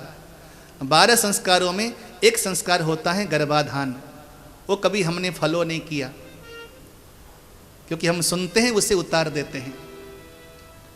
शास्त्र कहते हैं कि अमावस्या के दिन, नवरात्रों के समय में, पितरों के श्राद्ध के दिनों में, संक्रांति के दिनों में, माता पिता के श्राद्ध के दिनों में, माता पिता के पुण्य तिथियों के दिन में किसी तीर्थ में जाकर कभी भी गर्भ को बुलाना नहीं चाहिए। शास्त्रों में लिखा है, ये आप सबको मानना होगा, तभी हमारे गर्भ में दिव्य संतान आएंगी। वही हुआ। आज धुंधली के जीवन में धुंधकारी आया, लेकिन गौ माता के जीवन में गोकर्ण आया। धुंधकारी ने जीना मुहाल कर दिया, लेकिन गोकर्ण महाराज संत बन गए। गुरुकुल में जाते वेद का अध्ययन करते हैं। आज पिताजी को रोते देखा गोकर्ण ने। कई दिनों में घर लौटकर आए थे ना, अपने पिता को रोते देखकर गोकर्ण महाराज ने बड़े प्रेम से अपने पिता को समझाया। शास्त्र कहते हैं कि माँ बाप का उद्धार करने वाले को पुत्र कहते हैं। इसमें कोई शक नहीं कि माँ बाप का उद्धार करने वाले को पुत्र कहते हैं, क्योंकि अगर माँ बाप ने पुण्य किया है तो ही तो ऐसे संतान जन्म लेते हैं। देखिए माता जी बैठकर कथा सुन रही हैं, दोनों पुत्रों ने इतना दिव्य अनुष्ठान का आयोजन किया है। माँ बाप के पुण्य का प्रताप ही अच्छे पुत्र होते हैं। शास्त्रों ने 7 प्रकार के संतानों की बात कही। यदि माता पिता का उद्धार करने वाला पुत्र होगा तो धर्म का पुत्र होगा। आज बेटे ने बहुत समझाया पिता को। देहे स्थिमान् सरुधिरे भिमतिं त्यजत्वम् जाया सुतादिषु सदा ममतां विमुञ्च पश्यानिशं जगदिदं क्षणभङ्गनिष्ठं वैराग्यरागरसिको भवभक्तिनिष्ठा। हे पिताजी, क्यों रोते हो आज? ये वही बेटा तो है जिसको आप चाहते थे। तुम्हारे सुख के लिए बेटे के होने न होने का कोई कारण नहीं है। पिताजी, सुख दुख तो मन का विषय है। कब तक संसार के इन जंजालों में उलझे रहोगे पिताजी? जब तक इस शरीर के भीतर आत्मा है तब तक संसार के सारे संबंध हैं। देख लेना पिताजी, अगर शरीर से आत्मा निकल गई तो सारे संबंध उसी प्रकार टूट जाएंगे जैसे धागे के टूटने से माला के मनके बिखर जाते हैं। पिताजी, ये शरीर तो अस्थि, मांस, चर्म, मज्जा, हड्डी से बना हुआ तन है। ये तन के प्रति और तन के संबंधी लोगों के प्रति कब तक मोह रखेंगे? इसलिए अपने मन को इससे हटा दीजिए। कौन प्रिय है कौन अप्रिय है आप उसका चिंतन न कीजिए और बैठकर भगवान का बड़े प्रेम से नाम सुमिरन कर लीजिए। पुत्र के द्वारा समझाए जाने पर आत्मदेव ब्राह्मण को वैराग्य हुआ और गंगा जी के किनारे बैठकर दशम स्कंद भगवान श्री कृष्ण की महिमा का गान करके उन्हें मुक्ति पद की प्राप्ति हुई। इधर जो धुंधली नाम की माता थी उसको धुंधकारी ने बहुत पीटा। पुत्र के द्वारा प्रताड़ित होने पर मां कुएं में कूदकर मर गई। वेश्याओं का संसर्ग करने लगा और 5-5 वेश्याओं ने मिलकर धुंधकारी को रात्रि के समय में सोते समय उसके मुख में जलते हुए अंगारे डालकर मार डाला। अब ध्यान से सुनो जरा। लोग कहते हैं कि भूत प्रेत नहीं होते। हमारे गुरुजी कहा करते थे कि 2 प्रकार के प्रेत होते हैं। एक तो जीते जागते हम जैसे प्रेत, एक मरने के बाद जो कि हवा के रूप में है। हमारे गुरुदेव महाराज कहा करते थे जीते जागते जो व्याकुल और तड़प रहे हैं भूखे प्यासे, जो जीते जी प्रत्यक्ष प्रेत के रूप हैं, वो मरने के बाद भी प्रेत ही बनेंगे। प्रेत किसे कहते हैं? बोले जो भटका हुआ है, जो स्थिर नहीं है, जो हमेशा व्यग्र रहता है, हमेशा व्याकुल रहता है, जो बेचैन है। मेरे भाई बहन ध्यान से सुनना, यदि आप जीते जी बेचैन हो तो मरने के बाद आप बेचैन नहीं रहोगे, इसकी क्या गारंटी है? बोलो जरा, दोनों बाजू को उठा के बोलोगे जय श्री राधे। जय श्री राधे। बाजू नहीं उठा रहे हो आप सभी, दोनों को उठाइए, बोलो जय श्री राधे। जय श्री राधे। मैं बाजू उठाने के लिए इसलिए बोल रहा हूं ताकि मेरी राधा रानी आपकी बाजू को पकड़े और आपको आपके भीतर की बेचैनी को दूर कर दें। यदि आज आप बेचैन हैं, भगवान न करे आप दुनिया से कल चले गए और वहां बेचैन नहीं रहेंगे, इसकी क्या गारंटी है? लेकिन मैं आपको गारंटी देता हूं व्यास गद्दी से, ये गद्दी कभी झूठ नहीं बोलती। मैं एक एक शब्द शास्त्रों का बोलूंगा, शास्त्रों से बाहर की एक शब्द भी नहीं बोलूंगा। यदि आपको लगे कि महाराज आपने ये बात शास्त्र से बाहर की बोली तो मुझे आप कहना, मैं आपको प्रमाण दूंगा मैं कौन से शास्त्र से कौन से ग्रंथ से बोल रहा हूं। मैं एक एक शब्द ग्रंथों के अंदर के बोल रहा हूं, महापुरुषों की भाषा बोल रहा हूं। एक गारंटी आपको देता हूं, यदि आप वर्तमान में चैन से जी रहे हैं और जीवन की अंतिम घड़ियां आपकी चैन के साथ गुजर रही हैं, तो मैं कह सकता हूं, विश्वास के साथ कह सकता हूं कि मरने के बाद भी आपको चैन मिलेगा और मरने के बाद आपको वैकुंठ मिलेगा ही मिलेगा। आपकी अधोगति नहीं हो सकती। बस उसी की तैयारी करो। हम इन बेचैनियों को खत्म कर दें। ये सब हमारे अपने मन के बनाए हुए भूत हैं। ये केवल हमारे मन के सारे विकार हैं। हम बेचैन न हों, हम विश्राम में चलें, शांति में चलें। वो प्रेत, वो धुंधकारी था, वो प्रेत बन गया, क्योंकि जीते जी भी प्रेत था, मरने के बाद भी वो प्रेत बना। एक समय गोकर्ण आए अपने घर में, रात्रि में सोए थे। कभी तो गधा बनकर सामने आता, कभी भेड़ बनकर सामने आता, कभी वो हाथी बनकर आता, कभी वो शेर बनकर आता। कौन है रे तू? तब बोला वो, अहम भ्राता त्वदीयोऽस्मि धुंधकारीति नामतः स्वकीयेनैव दोषेण ब्रह्मत्वं नाशितं मया। मैं आपका वही भाई, अपने पाप कर्मों के द्वारा मैं आज प्रेत बन गया, मेरा ब्रह्मत्व समाप्त हो गया, मुझे बचा लो इस नरक के कुंड से भैया। अरे मैं तो तेरे लिए गया जी में जाकर पिंडदान करके आ गया। तो प्रेत कहता है, भैया एक नहीं दो नहीं, अगर 100 पिंडदान भी गया जी में जाकर करोगे तो भी मेरी मुक्ति नहीं हो सकती। 100 बार अगर गया जी में श्राद्ध करके आओगे तो भी मेरी मुक्ति नहीं हो सकती। बड़ा अचंभा। अरे शास्त्र कहते हैं, महापुरुष कहते हैं कि गयाजी में जाकर अगर एक पिंड देने की बात तो छोड़िए, गयाजी में जाकर अगर पिंड फेंक दिया जाए तो भी पितरों को प्राप्त हो जाता है, और तुम अभी तक उसको प्राप्त तो नहीं कर पाए, तुम भूखे प्यासे हो। बोले मेरे पाप कर्म इतने हैं भैया, एक नहीं 100 पिंड दोगे तो भी मेरी तृप्ति नहीं हो सकती। अब तो बड़े असमंजस में पड़े। प्रातःकाल उठे, सूर्य भगवान को अर्घ दिया। गोकर्ण महाराज सूर्य भगवान से वार्तालाप करते थे, ऐसी सिद्धि थी उनके पास, ऐसी शक्ति थी। आज जब मलिन चेहरा देखा, पूछा सूर्य भगवान ने कि तुम निराश क्यों हो? तब कहा कि मेरा भाई नरक की ज्वाला में जूझ रहा है, मेरे भाई को कैसे शांति मिलेगी? तब सूर्य भगवान ने कहा, ऐसा करो गोकर्ण महाराज, आप भागवत सुनाओ। तब आषाढ़ के महीने में गोकर्ण महाराज ने अपने भाई की मुक्ति देने के लिए, भाई को मुक्ति प्रदान करने के लिए कथा का आयोजन किया। वो प्रेत आकर बांस के एक डंडे में बैठा, क्योंकि हवा के रूप में था। प्रतिदिन बांस का एक गांठ फटता जाता, उस बांस में 7 गांठ थे। 7 दिन की कथा सुनी तो वो बांस पूरी तरीके से फट गया और बीचों बीच वो प्रेत प्रकट हुआ। जब प्रकट हुआ तो कैसा था? बोले दिव्य रूप धरो देह तुलसी दाम मंडिता।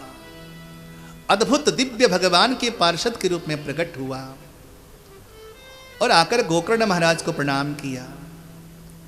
कौन है आप? बोला मैं आपका भाई, आपके श्री मुख से भगवान की महिमा सुनकर आज मेरा उद्धार हो गया है। भगवान की पार्षद लेने के लिए विमान लेकर आए।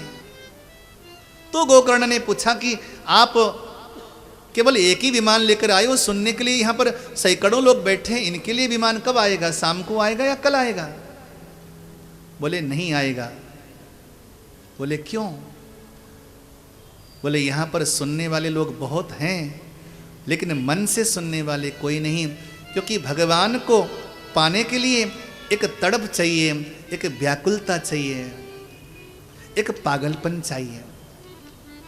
संत श्री रामसुखदास जी महाराज कहते हैं, इस दुनिया में अगर किसी चीज को पाना है और किसी चीज में सिद्ध होना है तो नोट कर लो अपनी डायरी के पहले पेज में, पागल हो जाओ।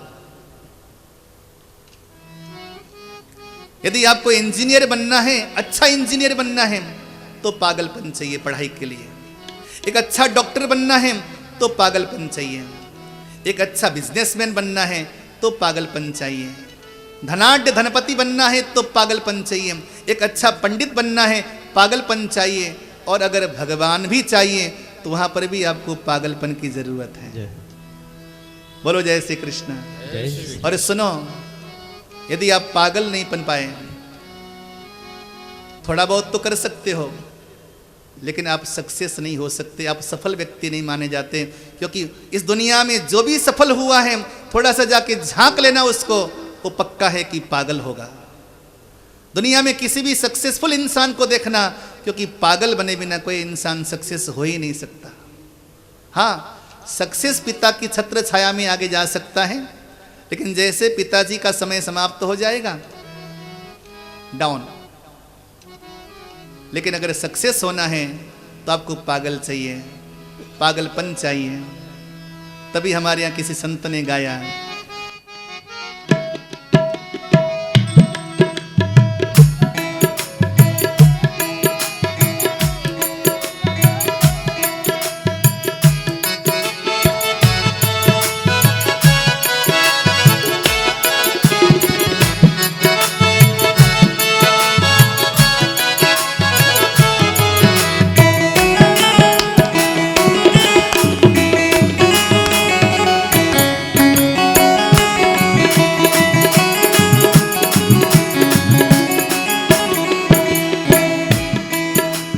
पागल है पागल वृंदावन धाम के।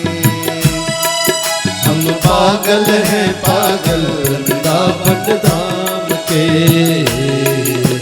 पागल हैं पागल वृंदावन धाम के। हम पागल हैं पागल वृंदावन धाम के। वृंदावन धाम के, वृंदावन धाम के, श्यामा श्याम के, वृंदावन धाम के, श्यामा श्याम के। हम पागल हैं पागल वृंदावन धाम के। हम पागल हैं पागल वृंदावन धाम के।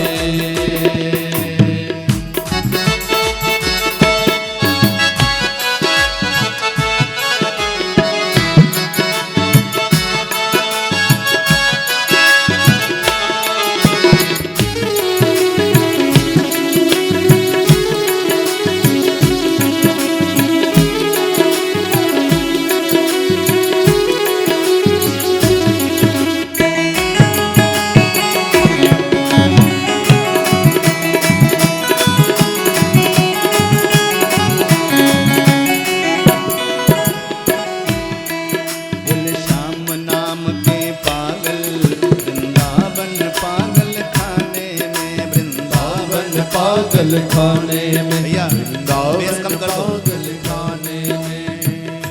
कथा में अगर इतना बेस रखोगे तो शब्द समझ में नहीं आएगा। स्वर्प को बढ़ा दो और बेस को कम कर दो।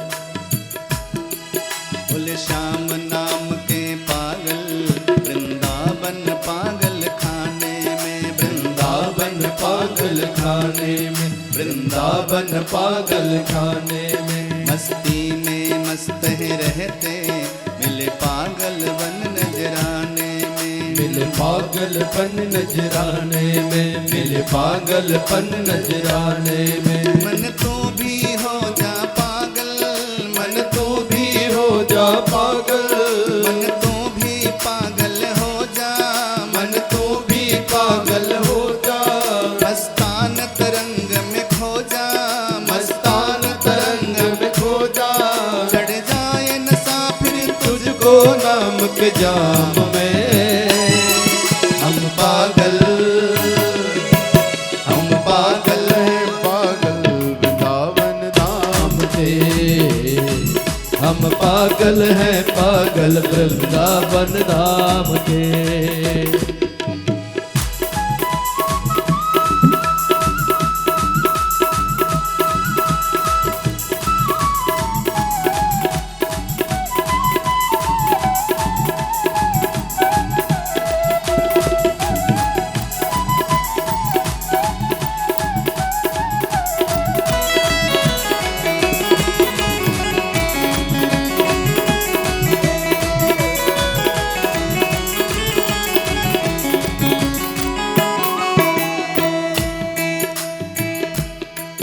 पूरे मन से जो लग जाता, वो लग कर कुछ पा लेता, वो लग कर कुछ पा लेता है, वो लग कर कुछ पा लेता है। पूरे मन से जो लग जाता, वो लग कर कुछ पा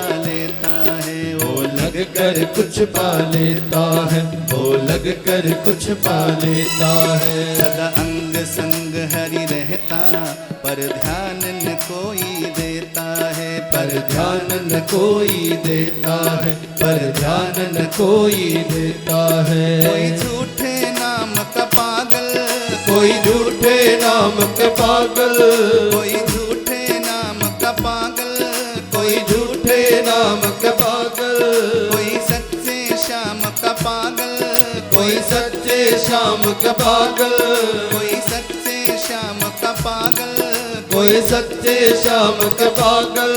जहाँ दूर दूर तक पागल जगत तमाम है। हम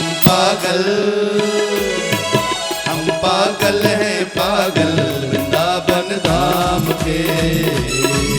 हम पागल हैं, पागल वृंदावन धाम के। वृंदावन धाम के श्यामा श्याम के, वृंदावन धाम के श्यामा श्याम के। हम पागल हैं, पागल वृंदावन धाम के। हम पागल हैं, पागल वृंदावन धाम के।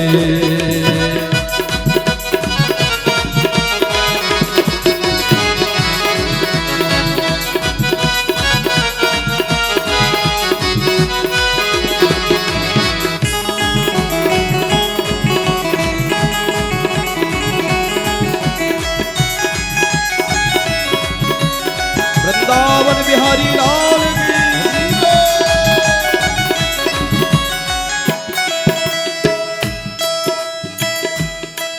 जितने हुए अब तक पागल, इनकी न कोई समाई, इनकी न कोई समाई, इनकी न कोई समाई।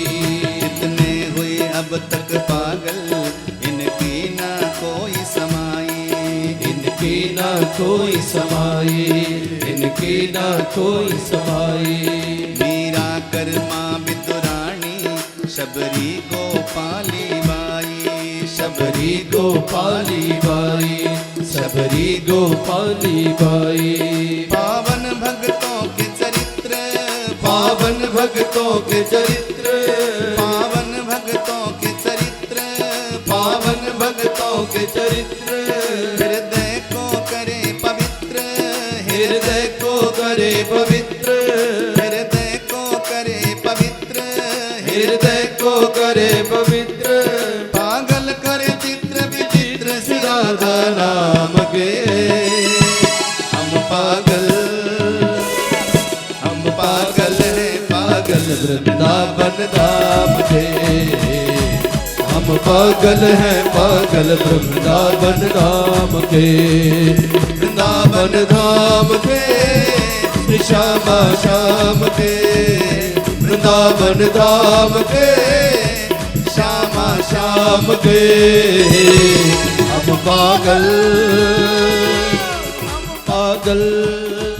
दोनों बाजू को उठाई जरा तालियों के पागल साथ। है, पागल वृंदावन धाम के। हम पागल हैं, पागल वृंदावन धाम के। हम पागल हैं, पागल वृंदावन धाम के। हम पागल हैं, पागल वृंदावन धाम के। देखिए, जीवन में हर चीज को पाने के लिए पागलपन चाहिए। अगर कोई वृंदावन का पागल न बने तो वृंदावन से ठीक 70 किलोमीटर आगे एक और जगह है, उसका नाम है आगरा। बोलो जय श्री कृष्ण। जय श्री कृष्ण। दुनिया में दो तरह के पागल होते हैं। एक वो पागल जो भगवान के लिए पागल होते हैं, दूसरे वो पागल जो संसार के लिए पागल होते हैं। जो भगवान के लिए पागल न हो वो वहाँ जाने की तैयारी कर लो।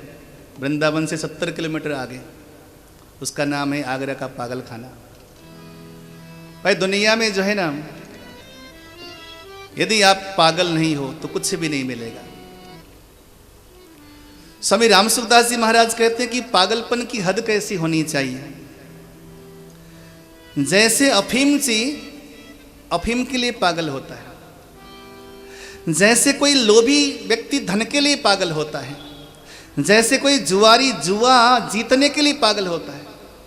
जुआरी का बड़ा देखना, कितना देखकर आश्चर्य लगता है कि वो 2 लाख हार गया लेकिन 1 लाख और जीतने की चाह में खेलता है। जैसे जुआरी जुआ खेलने के लिए पागल होता है, जैसे किसान अपने खेत के लिए पागल होता है, जैसे प्यासा पानी के लिए पागल होता है, जैसे पुत्र वियोगिनी माँ अपने संतान के लिए पागल होती है, जैसे पतिव्रता नारी अपने पति के लिए पागल रहती हैं, जैसे चकवा चकवी सूर्य के लिए पागल होते हैं, जैसे मछली पानी के लिए पागल होता है। अगर वही पागलपन आपके भीतर है तो वही पागलपन आपको भगवान दिला देगा, वही पागलपन आपको धन दिला देगा, वही पागलपन आपको सक्सेस दिला देगा। बोलो जय श्री कृष्ण। जय श्री कृष्ण। इस प्रकार पागल तो यही था प्रेत, जो कि भगवान प्राप्त कर गया। अब अगले महीने में फिर से गोकर्ण महाराज ने कथा का आयोजन किया। इस बार जितने श्रोता थे वो सभी पागल बन के बैठे थे। उन्होंने न घड़ी देखी, मुझे मालूम है कि आधा घंटा आगे जा चुका हूं मैं, लेकिन मैं पागल हूं। और मैं निवेदन करूंगा कि आपको भी कल से ऐसे पागल बनना पड़ेगा। घड़ी का स्विच ऑफ कर दो, देखा जाएगा कब तक हम बहते हैं। क्योंकि पागल बने बिना न तो कथा का आनंद आएगा न भगवान की कृपा होगी। क्या तुम अपने परिवार से प्रेम करते हो तो घड़ी देखकर प्रेम करते हो कि सुबह 6 बजे पत्नी से प्रेम करना है, शाम को 7 बजे बच्चों से करना है? बोलो जरा। जब हम दुनिया से प्रेम करते तो घड़ी नहीं देखते, तो भगवान के प्रेम में घड़ी क्या देखना है? ठाकुर जी का प्रसाद है, सब लेकर ही चलेंगे। तो अगले सावन के महीने में इस बार सभी पागल हुए, और ऐसा पागलपन महाराज जैसे कथा का विश्राम हुआ, आसमान में इतने विमान आए, इतने विमान आए कि विमान ही विमान से सारा आसमान भर गया।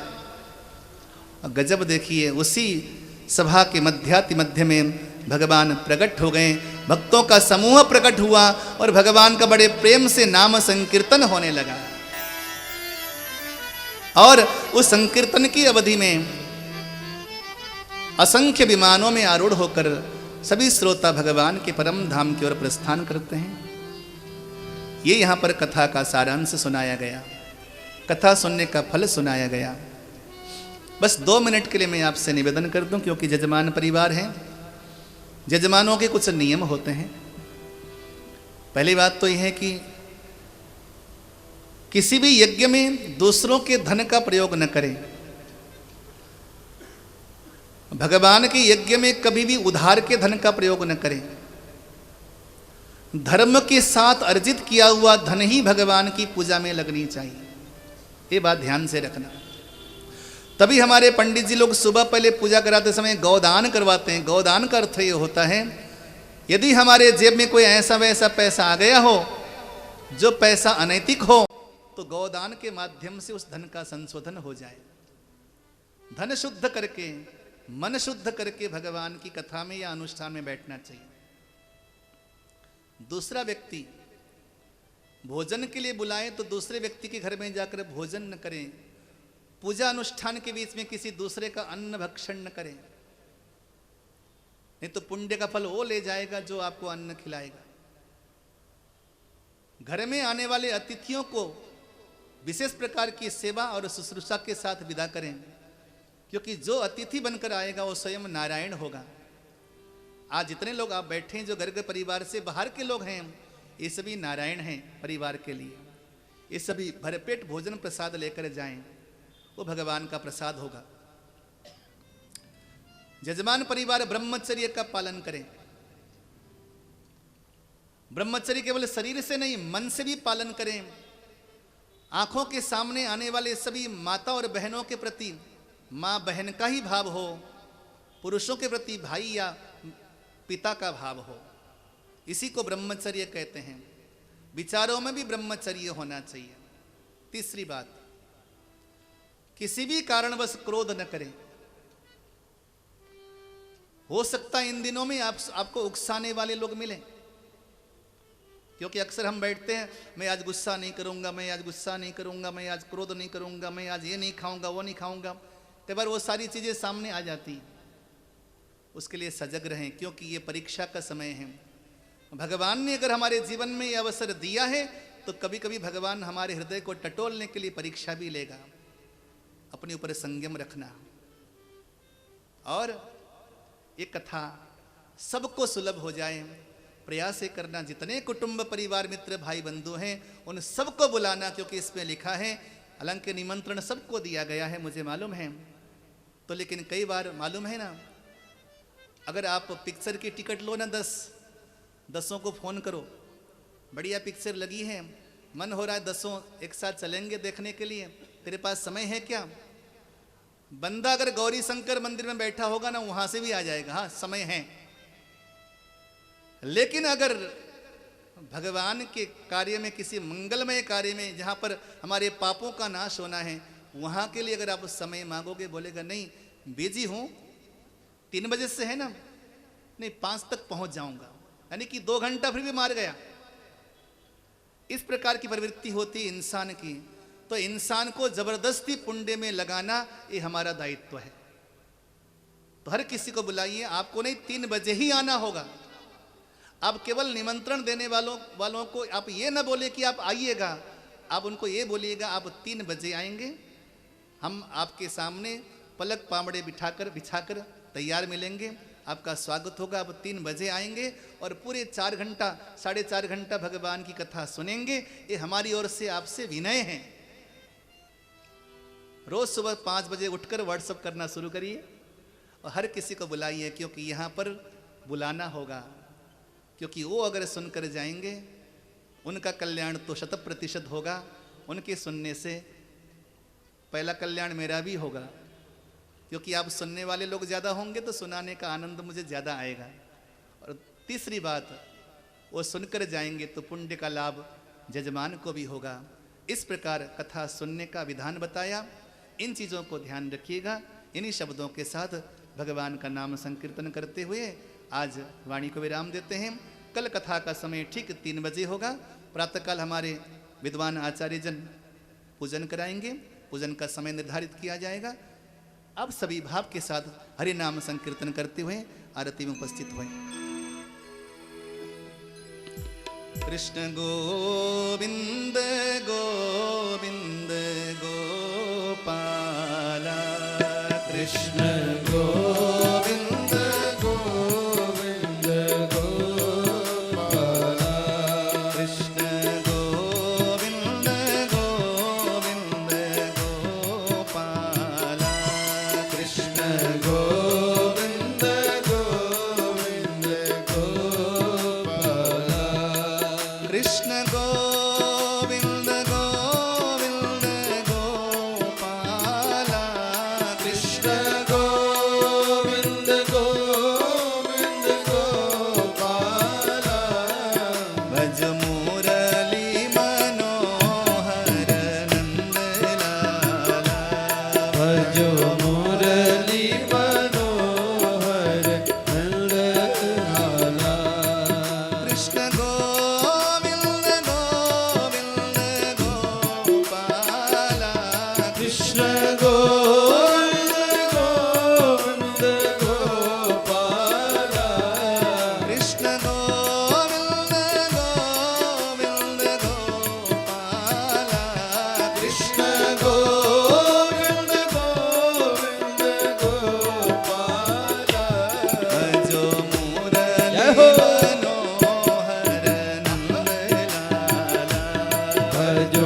मुरली मनोहर नंदलाला, भजो मुरली मनोहर नंदलाला, भजो मुरली मनोहर नंदलाला, भजो मुरली मनोहर नंदलाला, भजो मुरली मनोहर नंदलाला, भजो मुरली मनोहर नंदलाला, कृष्ण गोविंद गोविंद गोपाला, कृष्ण गोविंद गोविंद गोविंद गोपाला कृष्ण गोविंद गोविंद गोपाला कृष्ण गोविंद गोविंद गोपाला कृष्ण गोविंद गोविंद गोपाला कृष्ण गोविंद गोविंद गोपाला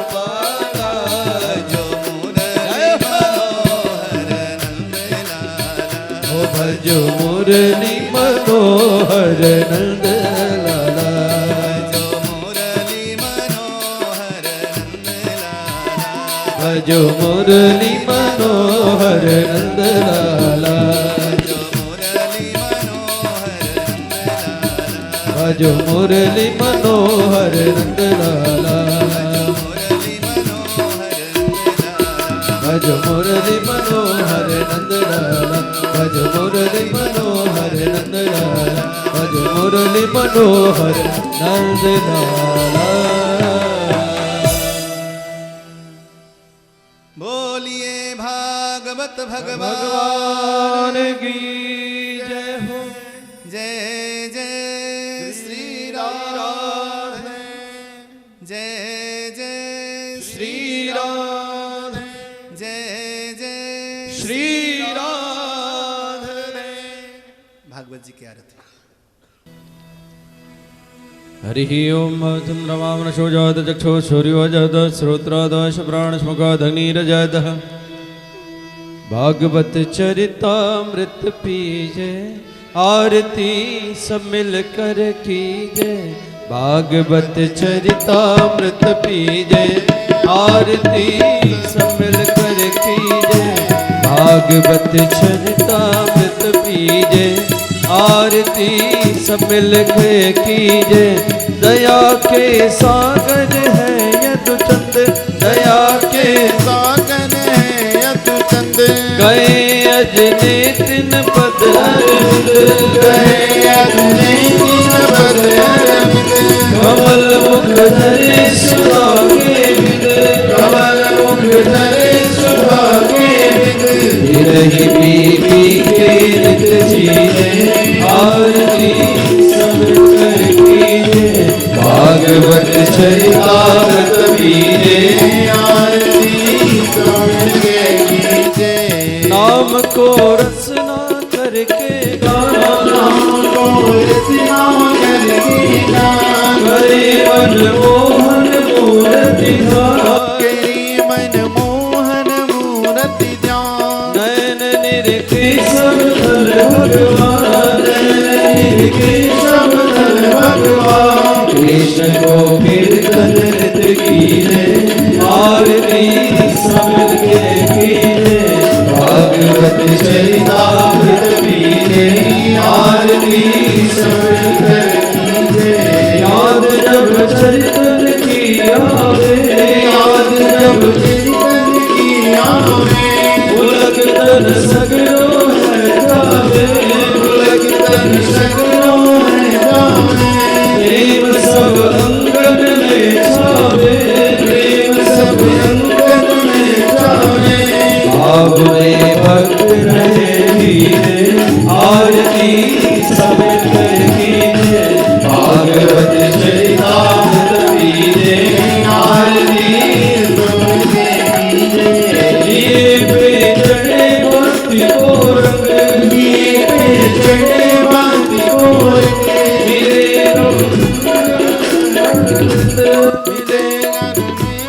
को नित रंग काज कर कृष्णा इत रंग काज कर कृष्णा जीवन नहीं सीधे आरती सब कर कीजे भागवत चरितामृत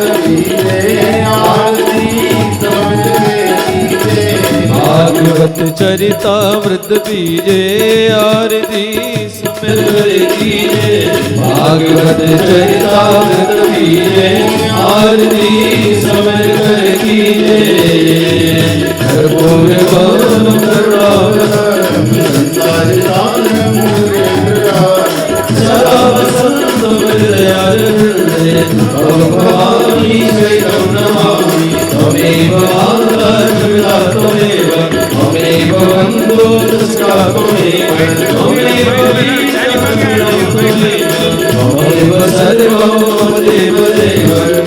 नमामि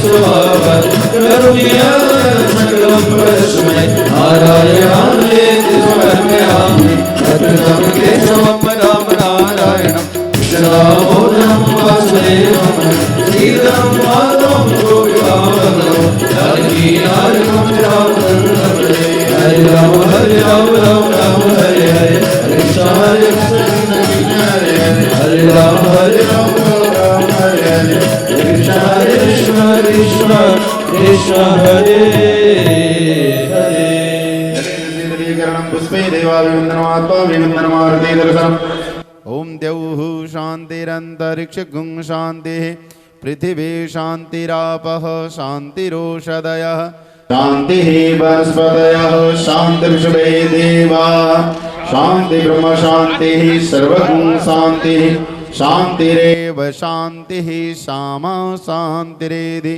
ॐ जगदीनजन्यमयदन्तदेवास्तानि धर्माणि प्रदान्यासन्ना तेहनाकं महिमानः सतन्त यत्र पूर्वेशाद्याः सन्ति देवाः ॐ एकदन्ताय विद्महे वक्रतुण्डाय धीमहि तन्नो दन्ति प्रचोदयात् ॐ नारायणाय विद्महे वासुदेवाय धीमहि तन्नो विष्णु प्रचोदयात् आनाशुशलपुष्पाणि यथाकारुरूपाणि च पुष्पाञ्जलिर्यातं गृहापरमेश्वर श्रद्धाभक्तिविशेषमर्पुष्पाञ्जलिं समर्पयामि बोले श्री भागवत भगवान की श्री लक्ष्मी नारायण भगवान की सियावर रामचंद्र भगवान की राधा कृष्ण चंद्र भगवान की उमापति महादेव की पवन पुत्र हनुमान की सद्गुरुदेव भगवान की जगद्गुरु स्वामी महाराज की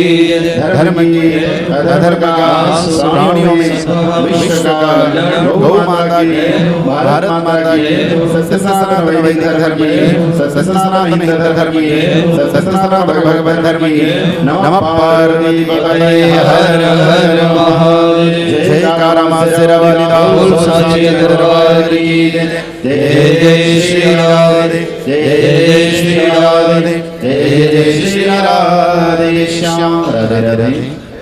आप सभी लोगों के लिए प्रसाद की सुंदर व्यवस्था है। अब सभी लोग प्रसाद अवश्य ग्रहण करके जावें। जय जय राधे जय जय श्याम।